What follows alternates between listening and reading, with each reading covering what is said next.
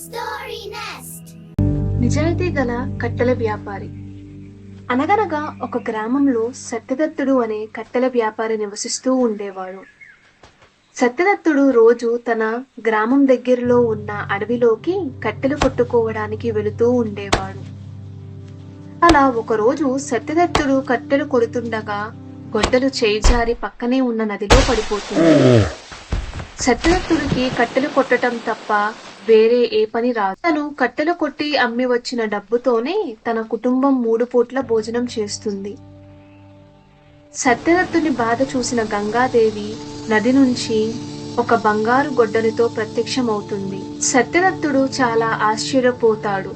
ఒక క్షణం సత్యదత్తుడికి ఏం జరుగుతుందో అర్థం కాలేదు. గంగాదేవి సత్యదత్తుడికి బంగారపు గొడ్డలను ఇవ్వబోతుండగా సత్యదత్తుడు, వద్దమ్మా, నాకు ఈ గొడ్డలి వద్దు, ఈ గొడ్డలి నాది కాదు అంటాడు. తరువాత గంగాదేవి ఒక వెండి గొడ్డలి చూపిస్తూ, ఇది నీదేనా సత్యదత్త అని అడుగుతుంది. అప్పుడు సత్యదత్త, కాదమ్మా, నాది ఒక మామూలు ఇనుప గొడ్డలు అని చెప్తాడు. అప్పుడు గంగాదేవి సాధారణ ఇనుప గొడ్డలు తెచ్చి ఇస్తుంది. సత్యదత్తుడు చాలా సంతోషంగా తన గొడ్డల్ని తీసుకుంటాడు. సత్యదత్తుని నిజాయితీని మెచ్చిన గంగాదేవి బంగారు గొడ్డలు మరియు వెండి గొడ్డలను కూడా బహుమతిగా ఇస్తుంది. సత్యదత్తుడు ఆ గొడ్డలు అన్నిటినీ తీసుకొని సంతోషంగా ఇంటికి వెళతాడు.